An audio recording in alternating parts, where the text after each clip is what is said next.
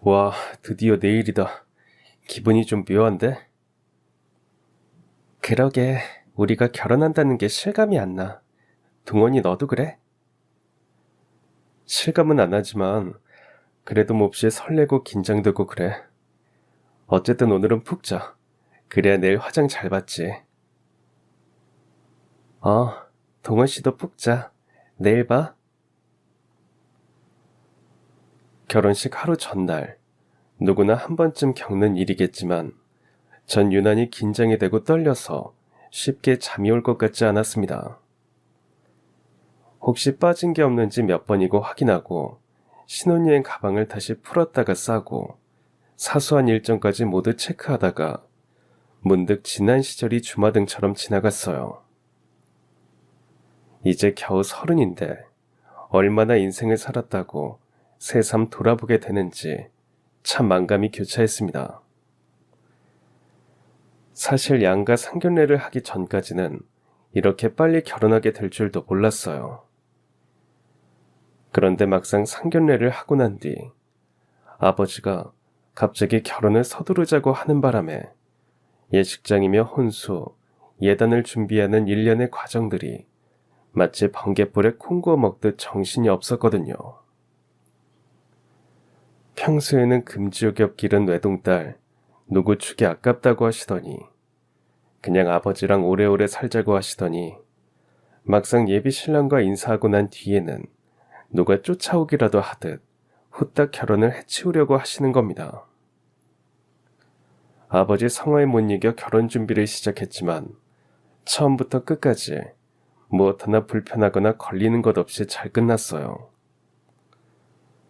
주변의 친구들을 보면 결혼하면서 크고 작은 우여곡절을 겪었고 파혼 직전까지 가는 경우도 덜어 있었는데 전 비교적 남편하고도 작은 갈등 하나 없었고 시댁과도 별다른 마찰이 없어서 얼마나 다행한 일인지 감사하는 마음으로 결혼 준비를 했습니다. 이제 정말 아버지 곁을 떠나는 게 실감이 나니까 괜히 마음이 묘해졌어요. 잠이 잘 올 것 같지 않아서 이리저리 뒤척이는데 갑자기 전화벨이 울렸습니다. 예정아, 큰일 났다. 네 아버지가 쓰러지셨어. 어서 빨리 병원으로 와. 어서. 숨이 넘어가는 고모의 목소리가 심상치 않았어요. 네 아버지가 쓰러지셨어. 울먹이는 고모의 목소리가 병원을 향하는 내내 제 귓전을 때렸습니다. 고모는 무슨 일인지 제대로 말도 하지 않은 채 서둘러 전화를 끊었어요. 다시 전화를 걸었지만 받지 않았죠. 말을 못할 만큼 큰일이 벌어졌다는 생각이 들자 숨이 막히고 온몸에 식은땀이 줄줄 흘렀습니다. 병원에 도착하니 이미 아버지는 중환자실로 옮겨져 있었어요. 고모, 어떻게 된 일이에요? 아버지가 왜 갑자기 중환자실에 입원하신 거예요? 아버지가, 암이 재발했대. 네? 재발이요? 아버지 완치 판정 받은 거 아니었어요? 아버지가 아무 말 없었어? 네, 아무 말 없으셨어요. 아유, 그럼 혼자 말도 안 하고 끙끙 앓고 있었던 거네. 아이고, 우리 오빠. 순간 다리에 힘이 빠지면서 휘청하고 주저앉았습니다. 3년 전 아버지는 간암으로 수술을 받으셨어요. 그때도 힘든 항암 치료를 잘 견디셨고 3개월에 한 번씩 정기 검진을 받으면서 꾸준히 건강 관리를 한 탓에 완치 판정을 받으셨습니다. 그런데 이게 무슨 날벼락인지 머리가 하얘졌어요. 담당 의사는 이미 암세포가 다른 장기로 전이가 된 상태라 손을 쓸 수 없다고 했어요. 손을 쓸 수 없다뇨? 그럼 우리 아버지가 돌아가신다는 말인가요? 죄송합니다. 지금으로선 방법이... 그제야 전 알았습니다. 아버지가 암이 재발된 사실을 저에게 숨긴 채 진통제로 버티셨다는 것을 말입니다. 전 그것도 모른 채 결혼한다고 행복해했으니 아버지가 어떤 상태인지, 하루하루 얼마나 고통 속에 몸부림치는지조차 모른 채 혼수를 준비하고 예단을 마련하는 것에만 오롯이 신경을 쏟았으니 때늦은 후회와 눈물이 앞을 가렸습니다. 아버지를 어떻게 뵈야 할지 갈피를 잡을 수 없었어요. 중환자실 면회 시간이 되고 아버지의 의식이 잠깐 돌아왔다는 소식에 전 아버지를 보러 들어갔습니다. 그냥 평범하게 웃으려고 했는데 아버지를 본 순간 저도 모르게 화가 났습니다. 많이 놀랐지? 아빠 괜찮아. 걱정 마. 나는 하나부터 열까지 모두 아빠한테 다 말하는데 왜 아빠는 이렇게 엄청난 걸 숨긴 거야? 내가 아빠 딸인데 당연히 내가 알아야 하는 거잖아. 내가 알아야 맞는 거잖아. 유정아, 아빠가 미안해. 그리고 지금부터 내가 하는 말 잘 들어.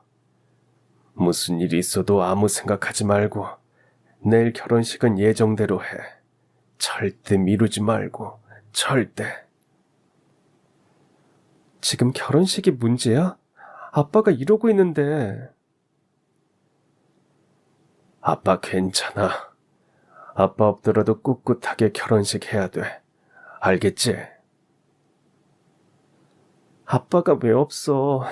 그런 말 하지 마. 나 아빠 살릴 거야. 무슨 짓을 하든 3년 전처럼 무조건 아빠 회복시킬 거야. 유정아, 의사 선생님 말씀 들었잖아. 아빠 가망 없는 거. 듣기 싫어. 아무 말 하지 마. 난 못 들었어. 아빠 마지막 소원이자 부탁이야. 제발 아빠 말 들어. 아빠, 도대체 나한테 왜 이래? 어? 내가 뭘 그렇게 잘못했다고 이러는 건데. 아버지는 힘겨운지 말하는 것조차 괴로워하면서도 내일 결혼식은 무조건 미루지 말라고 신신당부를 하셨습니다. 아무리 울지 않으려고 애를 써도 눈물이 줄줄 흘러서 목이 메이고 온몸이 떨렸어요. 아버지는 제 손을 겨우 잡아보고 잠시 저를 쳐다보시더니 눈가에 눈물이 맺히셨습니다. 아휴, 우리 딸 미안해. 아버지 마지막 소원 잊지 말고 아버지가 못 가도 결혼식장에 아버지가 꼭 같이 있을 거야. 알겠지? 그렇게 아버지는 눈을 감으셨습니다. 아버지의 손이 힘없이 뚝 떨어지는데 도저히 믿기지 않았어요. 전 담당 의사에게 당장 우리 아버지를 살려내라고 소리를 지르고 울다가 쓰러졌습니다. 유정아, 너까지 정신 놓으면 안 돼. 정신 차려 이거사. 우리 아버지 유언대로 하자. 내일 결혼식부터 하고 아버지 장례 치르자. 고모가 무슨 말을 하는지 들리지 않았습니다. 이제 제가 뭘 어떻게 하는 게 맞는지 아무 생각도 안 들었어요. 고모가 일단 아버지 시신은 임시로 병원 냉동고에 안치를 시켰습니다. 제 결혼식 때문에 아버지 장례를 미룬다는 것을 시댁에서 어떻게 받아들일지도 모르겠고 하객들에게 뭐라고 말을 해야 할지도 막막하기만 했습니다. 몸도 마음도 마치 진창에 빠진 것처럼 끝없이 가라앉는 것 같았고 숨을 쉬고 말을 내뱉는 것조차 너무 힘겨워서 죽을 것만 같았어요. 어쨌든 이 사실을 시댁에 알려야 한다는 생각에 예비 신랑에게 전화를 걸었습니다. 동원 씨 목소리를 듣는 순간 아버지가 돌아가셨다는 말도 하기 전에 울음이 터져버렸어요. 동원 씨, 나 어떻게 해야 돼? 나 어쩌면 좋아? 왜 울어? 무슨 일이야? 아버지가 돌아가셨어. 뭐? 갑자기 그게 무슨... 저녁까지도 아무 일 없었잖아. 동원 씨도 믿기지 않은 듯 한참 말이 없었습니다. 아버지의 마지막 유언을 얘기했더니 자신도 판단이 잘 서지 않는다면서 일단 시부모님과 상의를 해보겠다고 했어요. 유정아, 내가 지금 갈게. 아니야, 일단 부모님과 얘기부터 하고. 나 아직 뭐가 뭔지 모르겠어. 나 혼자 생각 좀 정리하고 싶어. 알았어. 그래도 언제든 전화해. 알겠지? 고모가 바래다줘서 아버지 집으로 왔지만 썰렁하고 텅 빈 공간에 오두커니 서 있자니 새삼 아버지 혼자 버티셨을 그 숱한 순간들이 보이는 것 같아서 숨이 막혔습니다. 아버지 방에 들어가 보니 결혼식 때 입으시라고 사들인 양복이 단정하게 걸려 있었어요. 감색빛 양복을 입으니 10년은 젊어 보인다면서 무척 좋아하시던 모습이 생생하게 떠올랐습니다. 장롱을 열어보니 꼭꼭 숨겨두신 진통제 약봉지가 수두룩하게 쌓여 있었어요. 아버지는 매 순간 죽음 같은 고통을 이 약을 삼키면서 견디셨구나 생각하니 눈물이 주체할 수 없이 흘러내렸습니다. 아빠, 완치 판정받았다고 너무 조심 안 하는 것 같은데 요즘 너무 무리하시는 거 아니에요? 쉬엄쉬엄 하세요. 걱정 마. 그래도 우리 딸 잔소리 들으니까 아빠 괜히 눈물 난다. 아, 내 참. 딸내미 잔소리를 들으면서 감격하는 아빠는 아빠뿐일 거야. 그렇게 잔소리만 잔뜩 했어요. 제가 다니는 회사가 성남이다 보니까 출퇴근이 힘들어서 회사 근처 원룸으로 이사를 간 뒤에는 일주일에 한 번 아버지를 보러 오는 게 고작이었습니다. 그동안 아버지가 어떻게 사투를 벌이고 계신지도 모른 채 전통원 씨랑 밥 먹고 차 마시고 영화 보면서 마냥 행복한 시간을 보냈다고 생각하니까 이렇게 불효막심한 딸이 어디 있을까 싶어서 가슴을 치고 또 치며 울었습니다. 아버지는 엄마 없이 홀로 저를 기르셨어요. 전 엄마에 대한 기억이 없어서 엄마를 그리워한 적도 없습니다. 어려서부터 오직 아버지 껌딱지처럼 살았어요. 아버지는 그 시절 드물게 피아노 학과를 나오셨습니다.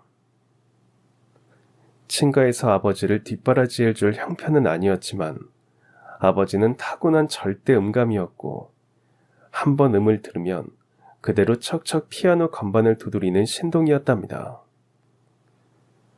우연히 아버지의 재능을 알아본 어느 대학 교수님의 추천으로 그 대학 피아노 학과에 입학을 했대요. 거기서 피아노 학과 동기였던 엄마를 만나 사랑에 빠졌답니다.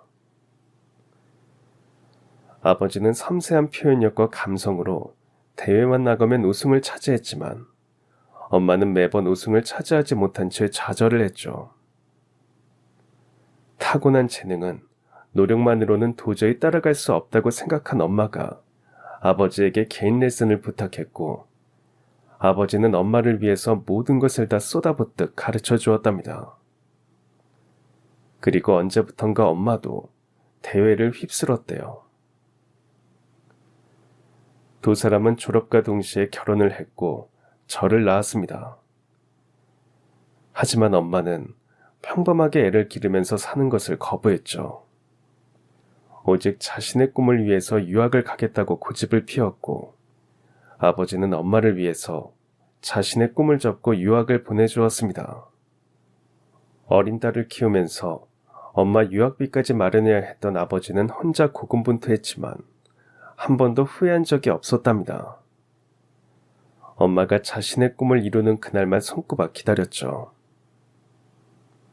하지만 어느 날 엄마는 이혼을 요구했답니다. 거기서 다른 사람과 사랑에 빠졌대요. 꿈을 이루겠다고 어린 딸마저 내팽긴 채 유학을 간 엄마가 꿈을 버리고 다른 사랑을 선택하겠다고 했을 때도 아버지는 화를 내지 않았답니다. 이미 마음이 떠나버린 사람을 붙잡는다고 한들 소용없다는 것을 알았기에 아버지는 깨끗하게 이혼을 해주었죠. 아버지는 한 번도 엄마를 원망하거나 엄마에 대해 나쁜 얘기를 한 적이 없었습니다. 제가 엄마에 대해서 알게 된 건 고모 때문이었어요. 아유, 미친 것. 애 떼놓고 유학 보내달라고 지랄을 하더니 거기서 코쟁이 만나 결혼을 해? 아유, 이 천하의 나쁜 년. 지옥에나 떨어져라. 아유. 고모는 항상 엄마에게 악담을 퍼부었습니다. 전도 유망했던 동생이 그런 여자 때문에 꿈을 접었다는 사실도 절통했고 어린 딸을 키우느라 고생하는 것을 지켜보는 것도 딱했겠죠. 고모가 형편이 좋았다면 도움이 되겠지만 고모도 살기 빠듯하다 보니 늘 마음이 아팠다고 했습니다. 그렇게 아버지는 어린 딸과 먹고 살기 위해서 한동안 피아노 조율사로 일을 했어요. 회사에 얽매이면 어린 딸을 혼자 제대로 케어할 수 없어서 프리랜서로 일하는 것을 택했죠. 저를 유치원에 보낸 뒤 몇 시간 동안 조율 일을 하고 다시 유치원에 저를 데리러 오셨어요. 집에 가서 저를 씻기고 먹이고 재운 뒤에는 밤에 카페에서 피아노 연주도 하셨습니다. 가끔 대학 동기들과 부딪힐 때도 있었대요. 과에서 제일 잘 나가던 아버지가 카페에서 피아노나 두드리고 있다면서 동기들은 불쌍한 듯 팁을 던져주고 가더랍니다. 손님이 주는 거니까 감사하게 받으라는 카페 사장의 말에도 불구하고 아버지는 팁을 피아노 위에 얹어두고 나왔대요. 그날 네 아버지가 못 먹는 술을 마시고 얼마나 통곡을 하든지. 아유, 내가 속에서 천불이 나서 정말. 이게 다 그년 네 엄마 탓이다. 그렇게 매일매일 아버지는 혼자서 고비를 넘고 지옥을 넘으셨답니다. 한 번은 밤에 카페에서 연주를 하고 있는데 제가 자다가 깨어나서 온 아파트가 떠나갈 듯 울었답니다. 시끄럽다고 민원이 들어오자 경비가 아버지에게 핸드폰으로 전화를 했대요. 아버지는 연주를 하다 말고 달려왔고 불덩이가 되어 사경을 헤매는 저를 안고 응급실로 달려갔습니다. 선생님, 우리 딸이 불덩입니다. 제발 우리 딸 살려주세요, 선생님. 우리 딸 좀 살려주세요. 걱정 마세요. 애들은 원래 자라면서 열이 오르락 내리락 할 때가 있어요. 그때마다 응급실 오지 마시고 해열제 먹이시면 됩니다. 젊은 아버지는 그렇게 또 한 고비를 넘긴 채 잠든 저를 안고 눈물을 삼켜야 하셨대요. 그날 저를 안고 터덜터덜 집으로 돌아오실 때 우리 아버지는 어떤 마음이었을까요? 사는 게 너무 고단해서 다 포기하고 싶어도 저 때문에 버티고 버티셨을 우리 아버지. 결국 카페에서도 잘렸지만 아버지는 아버지니까 절망하지 않으셨답니다. 당신이 절망하면 어린 딸은 더 슬플 거라고 생각하셨죠. 어떻게든 어린 딸과 살아내겠다고 결심을 하셨고요.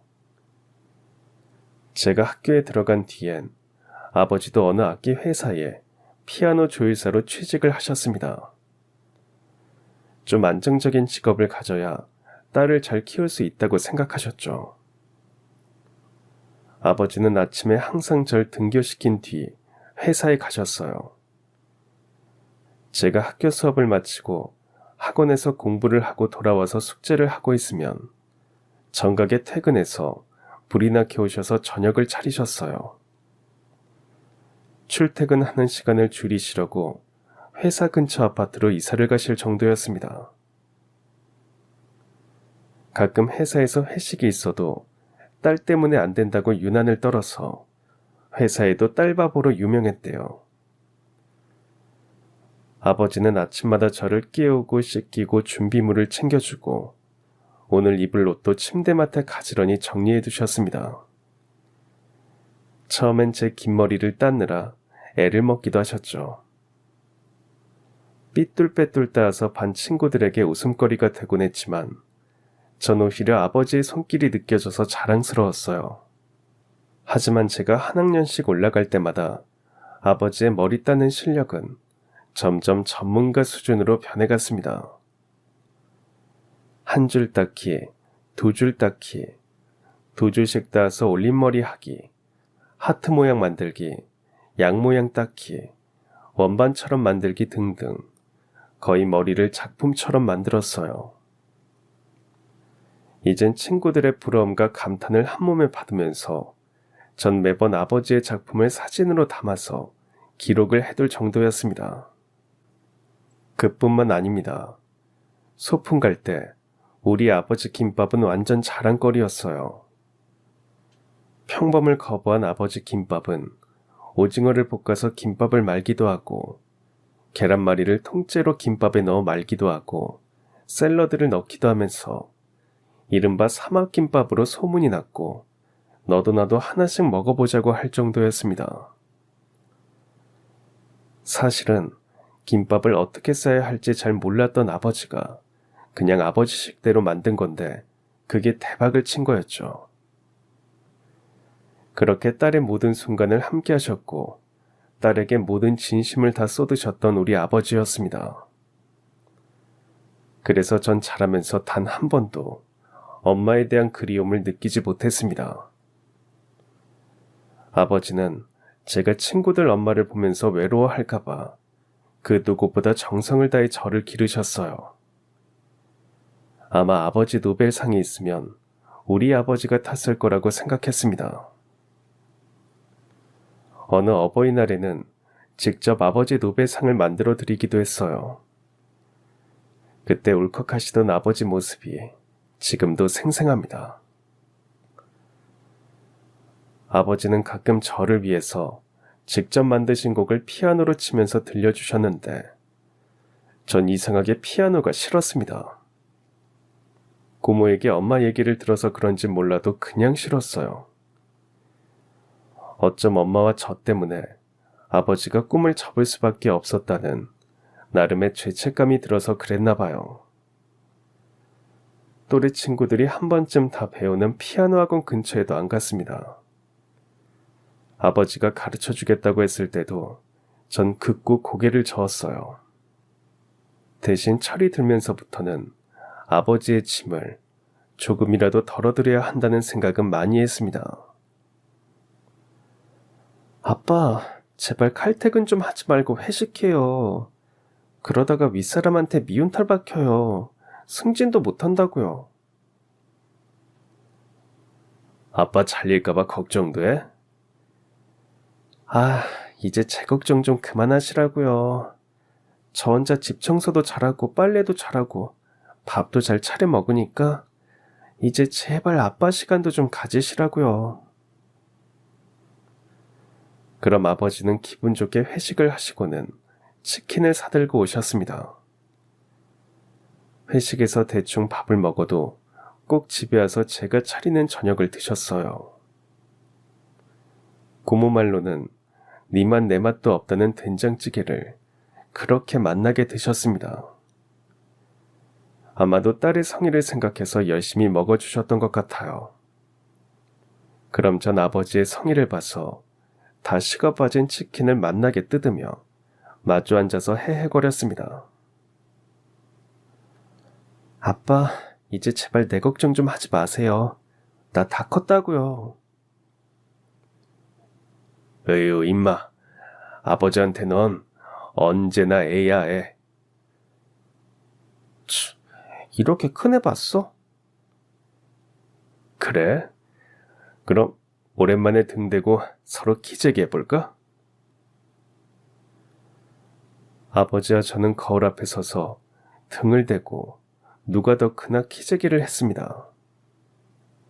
전 조금이라도 더 커 보이려고 발꿈치를 살짝 들기도 했어요. 아버진 다 아시면서도 우리 딸이 언제 이렇게 컸어 하시면서 눈가에 눈물이 맺히곤 했습니다. 그 기억들이, 그 순간들이 이렇게도 너무나 생생한데 아버지가 제 곁에 없다는 사실이 도저히 실감나지 않았어요. 사실 전 아버지를 닮아서 그런지 절대 음감이었습니다. 하지만 내내 그 사실을 숨기고 살았어요. 언젠가 아버지와 같이 예능 프로그램을 보는데 즉석에서 피아노 건반을 치면 그 음을 맞추는 게임을 하는 거예요. 한 출연자가 건반을 쳤는데 저도 모르게 음기를 술술 맞추다가 순간 놀란 듯한 아버지와 시선이 마주쳤습니다. 우리 딸 대단하네. 너 방금 음계 다 맞추고 있잖아. 아, 그냥 대충 때려 맞춘 거야. 왜 절대 음감이라는 것을 숨겼는지는 잘 모르겠어요. 혹시라도 아버지가 피아노를 쳐보라고 할까봐 그랬을 수도 있지만 혹이 아버지가 저를 통해서 자신의 잃어버린 꿈을 이루려고 뭔가 시도를 하거나 뭔가를 강요를 하실까봐 불안했던 것 같아요. 자신의 꿈은 자신이 이룰 때 의미가 있는 거라고 생각하니까요. 그래서 전 일부러 피아노 근처에도 안 갔고 음악 시간도 별로 좋아하지 않았어요. 경영학과를 간 것도 음악과는 완전 다른 진로를 선택하려고 그랬던 것 같습니다. 그때 제 마음은 얼른 대학 졸업하고 취직해서 아버지의 무거운 짐을 조금이라도 나누고 싶었고 가능한 제가 다 짊어지고 싶었어요. 그런 생각을 하면서 대학을 다녔습니다. 제 대학 생활은 아주 평범했습니다. 늘 비슷한 일상이 반복되었죠. 그러던 어느 날, 비바람이 몹시 불던 날이었습니다. 수업을 듣기 위해서 다른 건물로 이동하다가 웬 남학생을 봤습니다. 바람에 우산이 날아가서 오도 가도 못한 채 비를 흠뻑 맞고 낑낑거리고 있었는데 몸이 불편한지 휠체어를 타고 있었어요. 혼자서 건물로 들어가려고 안간힘을 쓰는데 같은 과 동기였습니다. 이름은 강동원. 몇 번 스친 정도였지만 이름을 정확하게 기억하는 것은 유명 배우와 이름이 같았기 때문이었죠. 모두 수업에 늦을까 동원이를 그냥 지나쳐갔습니다. 전 동원이 우산을 줍고 휠체어를 밀어서 수업을 하는 강의실까지 같이 갔어요. 비에 맞아 온몸을 떨어대는 모습이 안쓰러워서 손수건을 건네고 따뜻한 커피를 뽑아서 손에 쥐어주었습니다. 고마워. 그리고 미안해. 뭐가 미안해. 같은 동기끼리인데 고맙긴 또 뭐가 고마워. 참, 내 이름 모르지?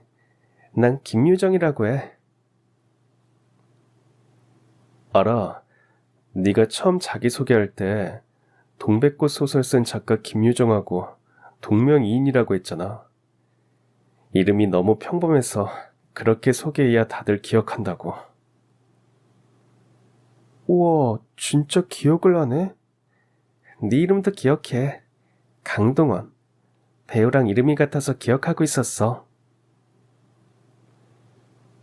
동원이는 자기를 도와주고 이름까지 기억해주는 저에게 활짝 웃어주었어요. 그 해맑은 웃음이 참 신선하게 느껴졌습니다. 그렇게 제가 베푼 작은 친절이 우리의 인연의 시작이었습니다. 알고 보니 동원이는 과 수석으로 입학했더군요. 비록 몸은 불편해도 마음은 태평양처럼 넓고 배려심도 많았어요. 과 대표도 했는데 항상 다른 사람의 입장에서 생각하고 눈높이를 맞추려고 노력했습니다. 순수하고 유머러스하면서도 자신의 처지에 굴하지 않고 열심히 살아가는 모습에 전 감동을 받았죠. 사심없이 서로 마음을 주고받으면서 평생 좋은 친구 하자고 약속도 했어요. 전 매일 도서관에 먼저 와서 동원이 자리를 맡아주고 함께 수업을 듣고 밥 먹고 공부도 하고 리포트도 썼습니다. 어느새 우정이라는 감정은 묘하게 서로에 대한 이끌림으로 번져갔어요. 동원이 집이 학교에서 가까웠는데 전 항상 집까지 휠체어를 밀어주면서 산책 겸 바래다 주곤 했습니다. 동원이 어머니가 밥 먹고 가라고 늘 붙잡으셔서 같이 저녁도 먹고 차도 마시고 이런저런 대화를 하다 보면 시간 가는 줄 몰랐어요. 부모님 모두 다정하고 참 좋으신 분들이셨죠. 평범한 보통의 가정이지만 사랑 듬뿍 받고 자란 동원이가 참 부러웠습니다. 한 번도 엄마의 부재에 대해서 그리워한 적이 없었는데 동원이 어머니의 따뜻한 미소와 응원해주는 말 한마디는 항상 가슴을 적셔주었습니다. 맛있게 끓여주시는 찌개와 맛깔스러운 반찬들을 먹다 보면 나도 저런 엄마가 있었으면 좋겠다고 절로 생각하게 되었어요. 사랑을 많이 받고 커서인지 동원이는 남에게 진심과 사랑으로 대하는 법을 잘 아는 사람이었습니다. 전 그런 동원이가 점점 더 좋아졌어요. 동원이는 가끔 제가 우울해하면 멋지게 피아노 연주를 해서 기분을 풀어주었습니다. 어릴 적에 뜻하지 않게 사고를 당해서 우울증에 빠졌을 때 극복하기 위해서 잠시 피아노를 배웠는데 취미가 되었다고 했어요. 아버지가 피아노를 치실 때는 이상하게 싫었는데 동원이의 피아노 소리는 참 편안하게 다가왔습니다. 그건 아마도 자신의 절망에 좌절하지 않고 멋지게 이겨낸 동원이만이 가진 빛나는 모습이기 때문일 겁니다. 전 그런 동원이를 보면서 이 사람이라면 평생을 함께해도 되겠다고 생각을 했어요. 그렇게 전 대학을 졸업하고 대기업에 취직을 했습니다. 하지만 동원이는 과 수석으로 입학하고 졸업을 했는데도 항상 면접에서 떨어졌어요. 몸이 불편해서 그런지 사회의 시선은 여전히 동원이에게 냉정했습니다. 하지만 동원이는 결코 좌절하지 않았고 7급 공무원 시험에 도전해서 당당히 합격했어요. 그리고 드디어 저에게 청혼을 했습니다. 유정이 너만 괜찮다면 난 평생 너 바라게 하면서 살고 싶어. 이미 김유정 바라게 하고 있잖아. 평생 그렇게 살고 싶다고. 나도 평생 강동원 바라게 하면서 살게. 나랑 결혼해줘. 야, 그 말은 내가 멋지게 하려고 했는데 네가 먼저 하면 어떡해. 우린 행복한 미래를 꿈꿨어요. 하지만 예상 밖의 복병을 만났습니다. 바로 아버지의 반대였어요. 아버지는 동원이가 몸이 불편하다는 말만 듣고 일단 반대하셨습니다. 아빠, 그렇게 편견 많은 사람이었어? 난 우리 딸이 그냥 평범한 사람 만났으면 좋겠다. 몸도 마음도 건강한 사람. 그렇게 건강해도 살아갈 일이 태산이고 항상 사는 게 고비의 순간인데 처음부터 네가 너무 힘이 드는 결혼을 하는 거 싫다. 나 힘 하나도 안 들어. 오히려 내가 더 도움받아. 비록 그 사람 몸은 불편해도 나보다 몇 배 더 능력 있고 어른스럽고 내가 존경할 만큼 훌륭한 사람이라고. 그 부모님들도 그렇고. 전 알고 있었어요. 아버지가 왜 반대하시는지요. 그건 비단 동원이가 몸이 불편해서가 아닐 겁니다. 자신의 딸이 누군가 때문에 희생하는 인생을 살게 될까봐 그게 싫었던 거예요. 아버지, 당신이 그랬으니까요. 엄마의 꿈을 위해서 당신의 꿈을 포기했고 희생했고 오래오래 힘들었으니까요. 당신의 딸마저 그런 인생을 살까봐 반대하셨을 겁니다. 하지만 전 아버지를 설득했어요. 일단 동원이를 한번 만나보면 생각이 달라질 거라고 부탁했습니다. 정말 어렵게 약속을 잡았어요. 동원이는 며칠 전부터 밥도 제대로 먹지 못할 정도로 긴장을 했죠. 전 동원이의 진심이 아버지에게 꼭 닿을 거라고 확신했어요. 드디어 두 사람이 대면하게 되었습니다. 아니, 너 강동원 맞지? 아저씨.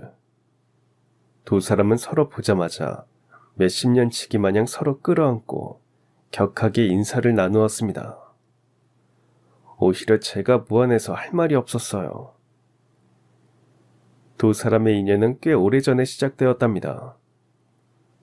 동원이가 사고를 당해서 우울증에 빠졌을 때 동원이 어머니가 피아노를 배우게 했고 동원이를 위해서 중고 피아노를 구입했대요.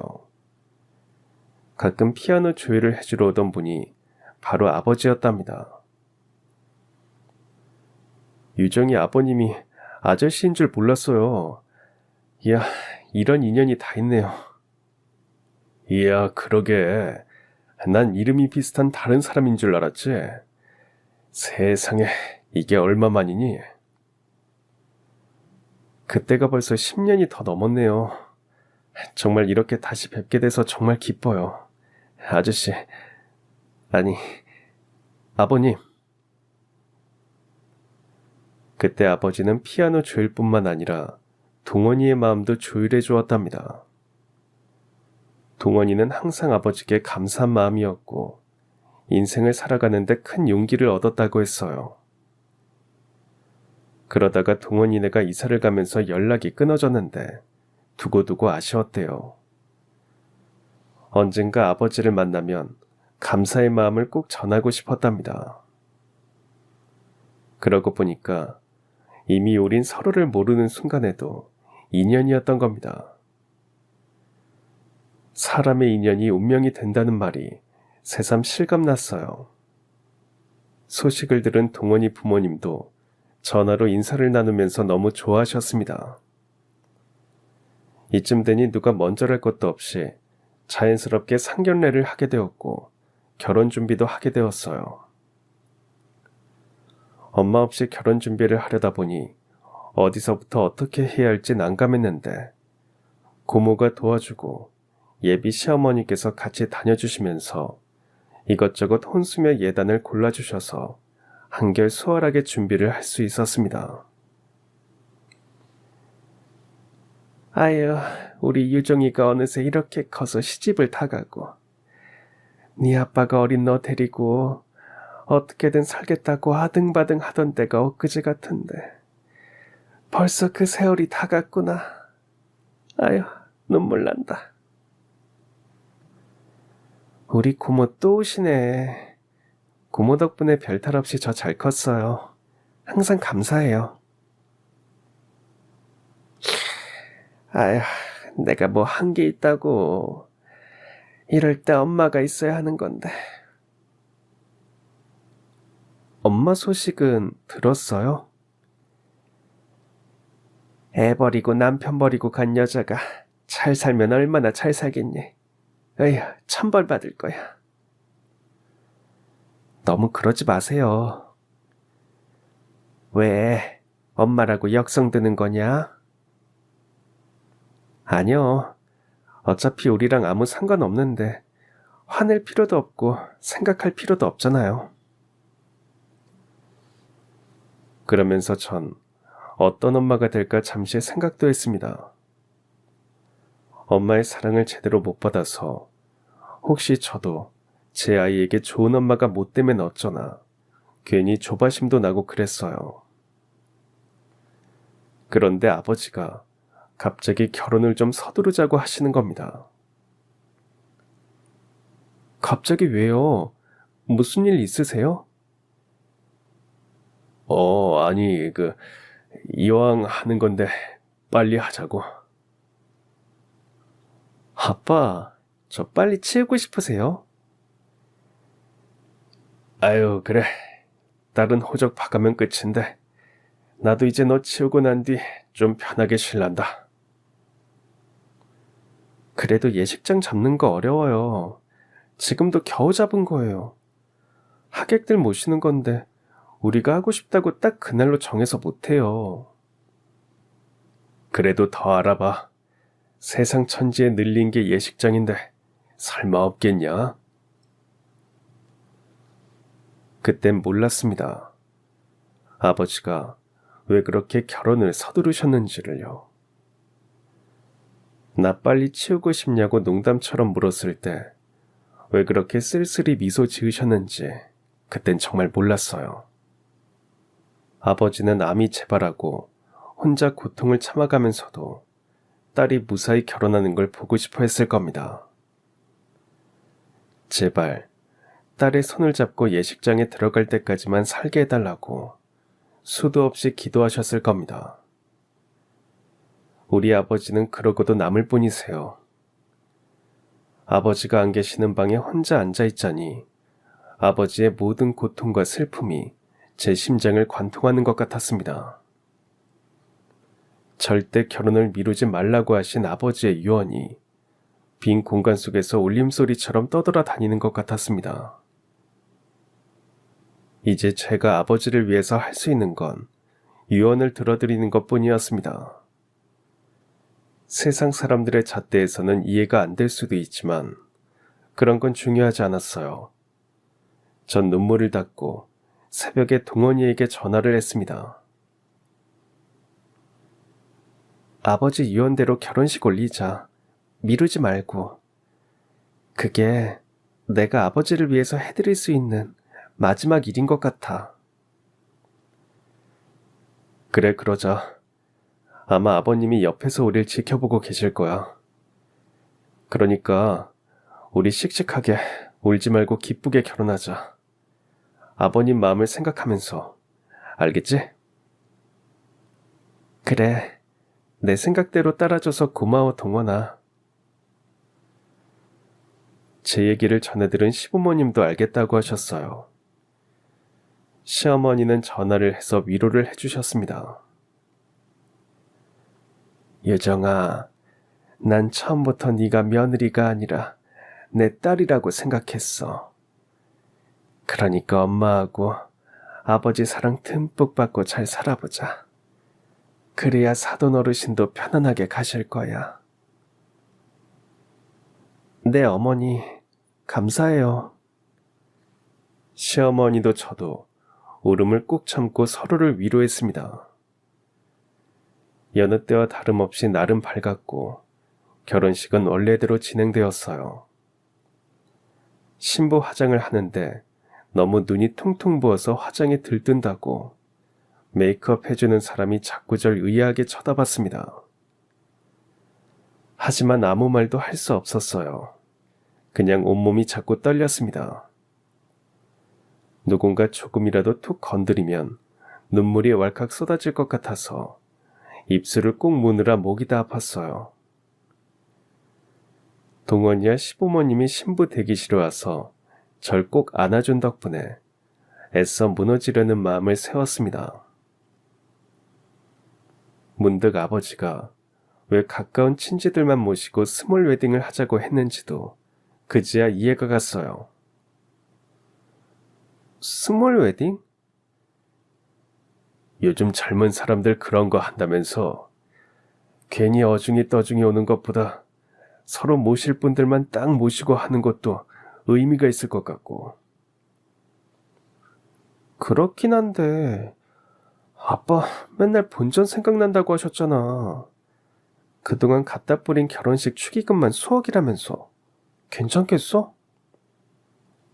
너만 잘 살아주면 괜찮지 뭐. 아빠 소원이다. 아, 참, 소원 한번 소박하시네. 알았어요. 동원이랑 시부모님과 상의해보고 정할게요. 아버지가 그 말씀을 하실 때는 동원이를 배려해서 그런다고 막연하게 생각했습니다.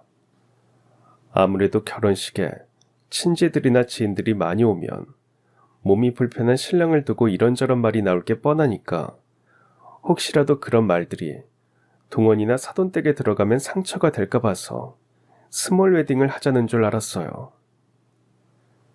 우리 아버지는 늘 다른 사람들의 입장에서 생각하시니까 그럴 거라고 말입니다. 제가 동원이를 처음 좋아했던 이유도 아버지처럼 자신보다는 남을 배려하고 이해하려는 그 진심 때문이었거든요. 그런데 이제 생각해보니 아버지는 이미 당신의 부재를 예감하셨던 겁니다. 제 손을 잡고 결혼식장에 들어가기 위해서 무던히 견디셨지만 그럴 수 없다는 것을 알고는 최대한 제가 받을 충격을 줄여주고 싶었던 겁니다. 결혼식장은 침통하고 침울하고 조용했습니다. 이미 소식을 들은 친지들은 저를 보자마자 울먹이거나 애써 눈을 피하셨어요. 서로 눈이 마주치면 눈물이 쏟아질 것 같았습니다. 고모도 퉁퉁 부은 눈을 한 채 시어머니와 나란히 화촉을 밝히시고는 혼주석에 앉아서 내내 눈물을 훔치셨습니다. 유정아, 우리 씩씩하게 함께 알겠지? 옆에 아버지 와 계실 거야. 씩씩하게. 내 손 놓지 마. 우린 서로 손을 꼭 잡고 동시 입장을 했습니다. 모든 하객들은 일어나서 눈물을 머금은 채 오래오래 격려와 위로의 박수를 쳐주셨어요. 그 한 걸음 한 걸음마다 아버지가 함께 걸어주신다고 생각하면서 저는 중심을 잡으며 걸었고 참석해주신 모든 분께 진심으로 고개 숙여 감사 인사를 했습니다. 원래는 주례사 없이 동원이와 저의 친구들이 축사를 해주고 축가를 불러주는 것으로 유쾌하게 결혼식이 진행될 예정이었는데 그것까지는 차마 할 수 없더군요. 친구들에게 양해를 구했습니다. 그런데 문득 시아버님이 걸어 나오시더니 마이크를 잡으셨어요. 오늘 이 자리에 참석해주신 모든 하객분들께 양가를 대표하여 진심으로 감사의 말씀을 드립니다.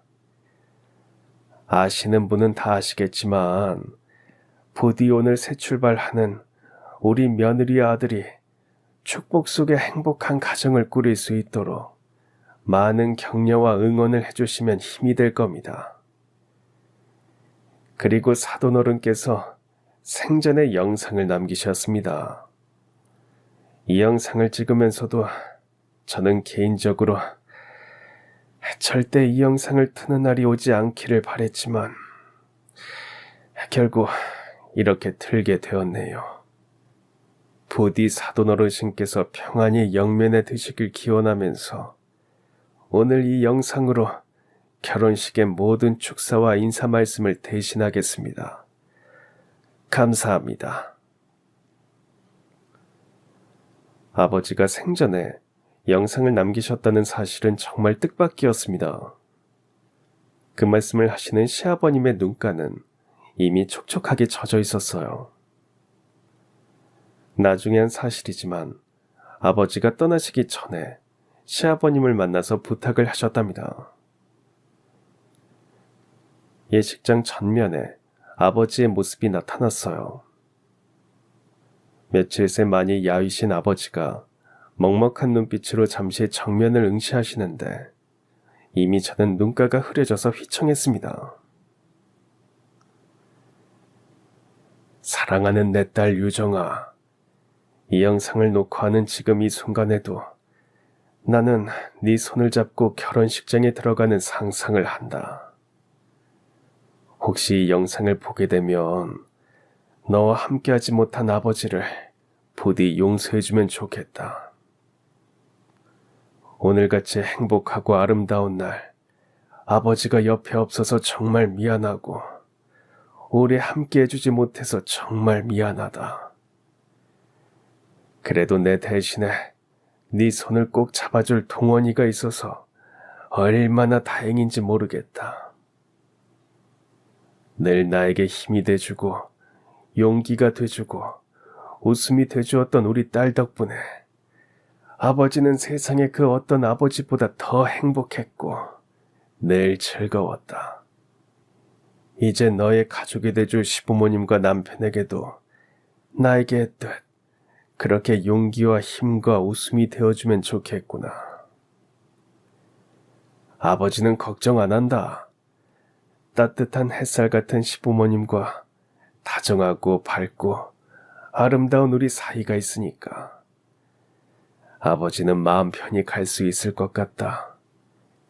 그러니 내 걱정은 하지 말고 오직 네 행복을 위해서 살아주렴. 혹여 나 때문에 너의 행복이 미뤄지거나 네가 불행해진다면 아버지는 정말 슬플 거야. 더욱 오늘은 우리 딸 결혼식이자 너의 30번째 생일이니까 평생 모두에게 축복받아야 할 너의 생일이 나로 인해 슬픈 날이 되지 않기를 간절히 바란다.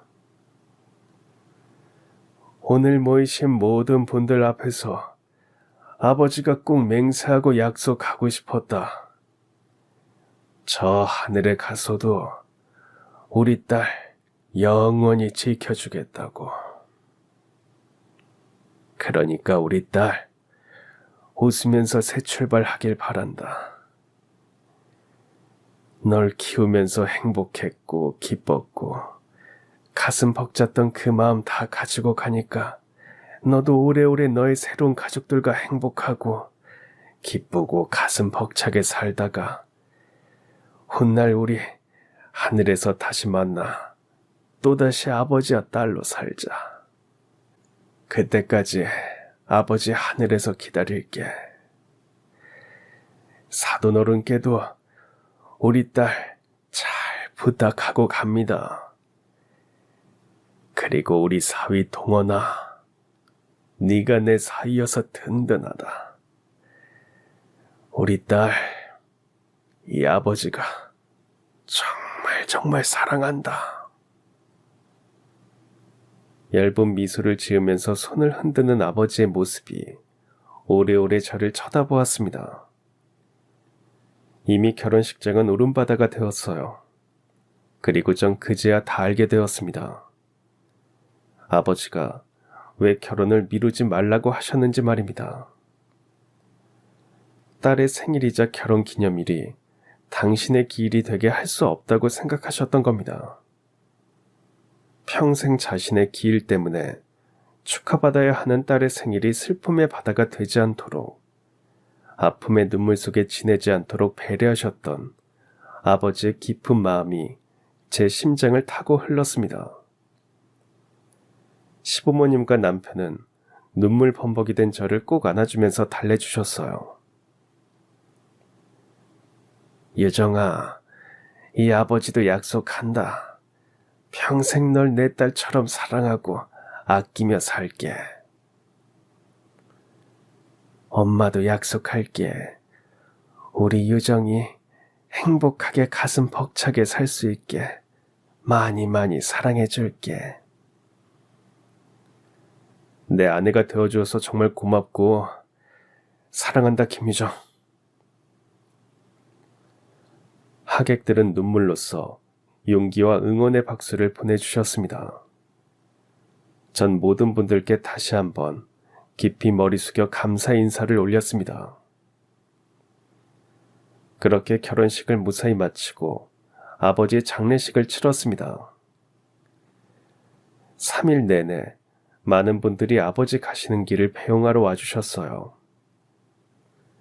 우리 아버지 생전에 얼마나 좋은 분이셨는지, 얼마나 많은 분들에게 인정받고 존경받는 분이셨는지 새삼 알게 되었습니다.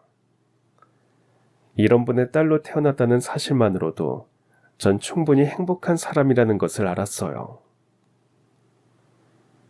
눈이 부시게 찬란한 날, 아버지를 납골당에 안치하고 돌아오는 길, 내내 제 머리맡을 따라 비추는 햇살 한 줌이 마치 아버지 손길 마냥 따뜻하고 다정해서 잠이 설핏 들었습니다. 유정아, 아휴, 우리 예쁜 딸. 꿈속에서 아버지가 절 부르시는 소리에 쳐다보니 강 건너편에서 활짝 웃으시면서 손을 흔드시는 게 아닙니까?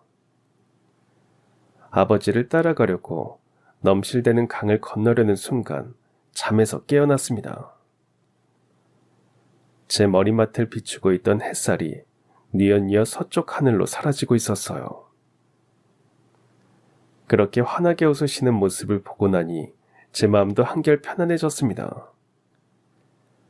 아버지 가는 길이 힘들지 않은 것 같아서 안심이 되었고, 거기 가서도 행복하셨으면 하는 마음으로 기도를 올렸습니다. 그렇게 세월은 또 흘러갔네요. 시간이 지나면 상처에 딱지가 앉듯 아무리 아팠던 기억도 흐릿해지고 죽을 것 같았던 순간도 추억이 된다고 하더니 저도 조금씩 아버지의 부재를 극복하고 항상 제 곁에 계신다는 생각으로 하루하루 열심히 살았습니다.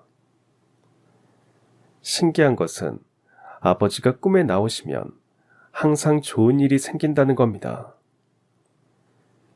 한 번은 꿈에서 제가 깊은 산속으로 들어갔는데 갑자기 숲의 문이 열리더니 환한 빛이 새어나오는 게 아닙니까? 눈을 비비고 쳐다보니까 온통 꽃밭이 펼쳐지는 거예요. 너무 놀라고 신기해서 둘러보는데 문득 누군가 다가오는 느낌에 돌아보니 아버지였습니다. 이 꽃 받아라. 선물이다. 선물이라면서 노란 꽃을 주셔서 받았는데 향이 너무 좋아서 맞는 순간 아버지는 사라지셨습니다. 그리고 꿈에서 깨고 얼마 뒤 임신을 했어요. 아버지가 주신 그 꽃 선물이 태몽이었던 겁니다. 꽃처럼 예쁜 첫 딸을 낳는 날, 아버지 생각이 나서 참 많이 울었어요. 이마가 토톰하고 눈매가 다정한 게 꼭 네 친정아버님 모습을 많이 닮았구나. 아직 갓난애인데 그게 보이세요? 그럼 영락없는 친정아버님이네. 전체 분위기도 그렇고.